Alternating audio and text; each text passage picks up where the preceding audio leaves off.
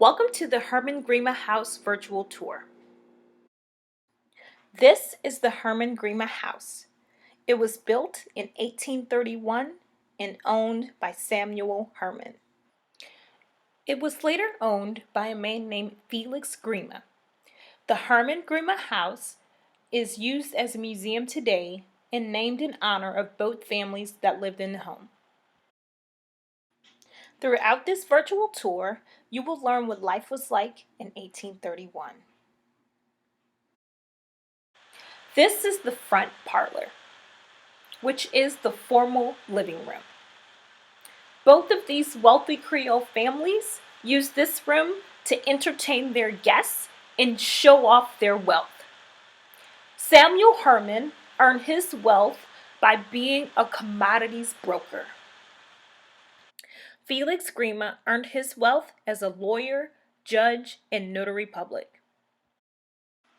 The portrait above the fireplace is of Marie Virginie, Mr. and Mrs. Hermann's only daughter. In this portrait, she was about 16 years of age. This portrait was likely painted for Marie Virginie's debutante ball. In Creole culture, it is customary to debut your daughter to find eligible suitors to marry.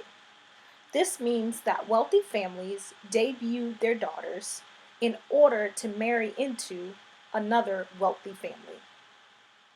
3 years after this portrait was painted, at age 19, Marie Virginie married Joseph Landru, who was a doctor. This is a portrait of Marie Virginie's brother, Lucien. Unlike Creole girls, Creole boys didn't have to go through all the steps of finding someone to marry by a certain age. Creole boys went to school and then chose a profession. Lucien opened a successful firm and moved to San Francisco, where he remained for the rest of his life.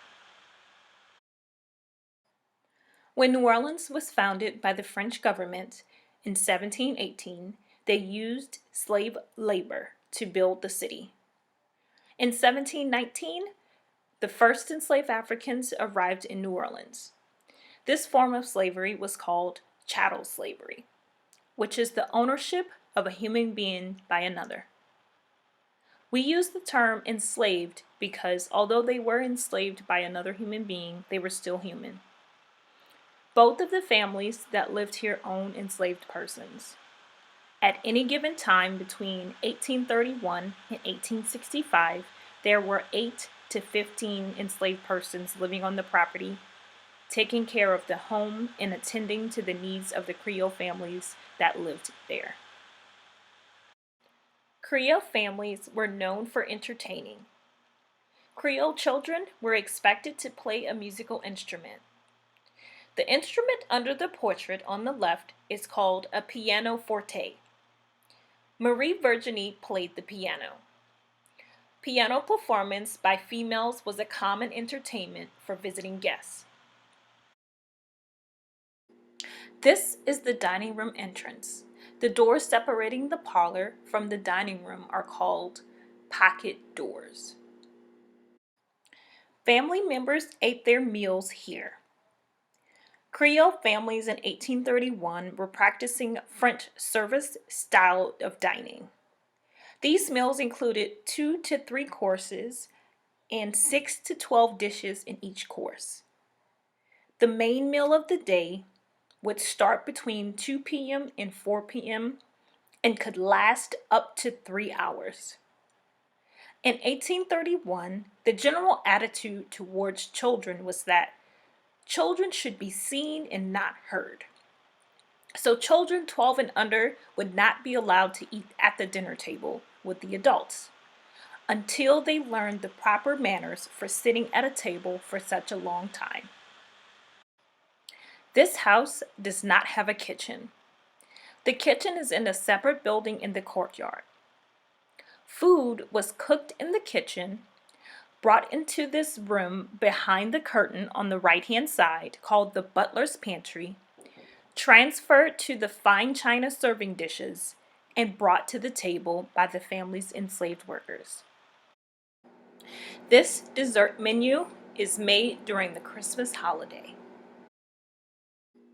This dessert is croquant bouche, which is French for cream puff tree.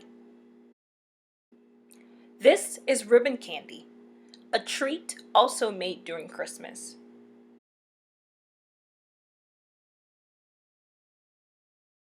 This is the butler's pantry. It stores all the family's fine china dishes and serving pieces.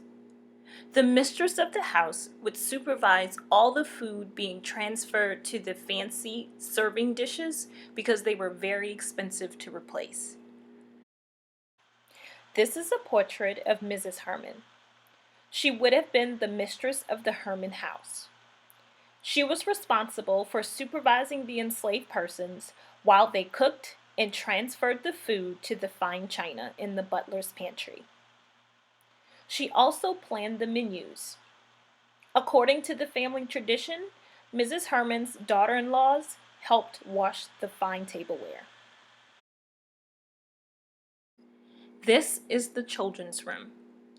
The Creole children of the families that lived here would have spent a lot of time in their rooms. Since the general attitude towards children at the time was children should be seen and not heard, they played, slept, and ate their meals in here until they were old enough to know their proper manners for sitting at the dinner table with the adults. Creole girls were trained to be good wives, mothers, and supervisors of large households. They learned needlework and also musical instruction and dance lessons. The tea set on the table would have prepared them to host teas for guests when they got older. Both boys and girls could attend schools, although not every child did. Girls often received the majority of their schooling at home with their mothers. Marie Virginie was enrolled for 1 year at Ursuline's convent school. Creole boys went to school, then chose a profession. Enslaved children played in here along with Creole children. However, laws regarding slavery did not allow enslaved persons to read or write.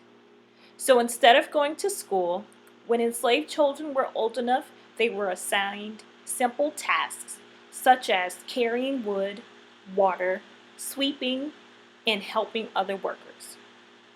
As they got older, they would be assigned harder tasks, or sometimes trained in trades such as cooking or carpentry. Enslaved women and tutors would also be seen in here, taking care of the little children and infants, while the tutors taught Creole children music lessons and etiquette. This is the courtyard.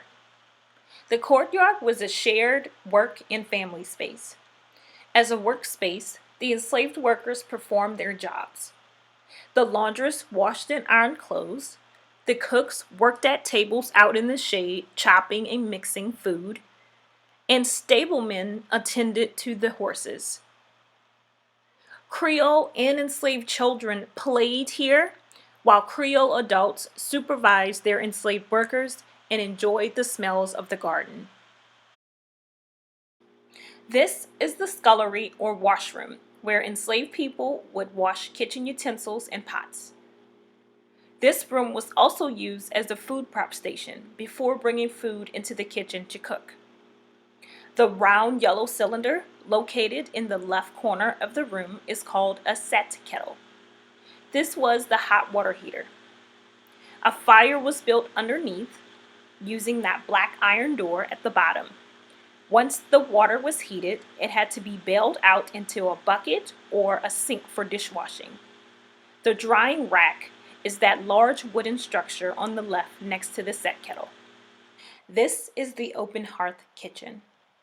It has the open hearth in the middle, a beehive oven on the right, and the stew holes on the left.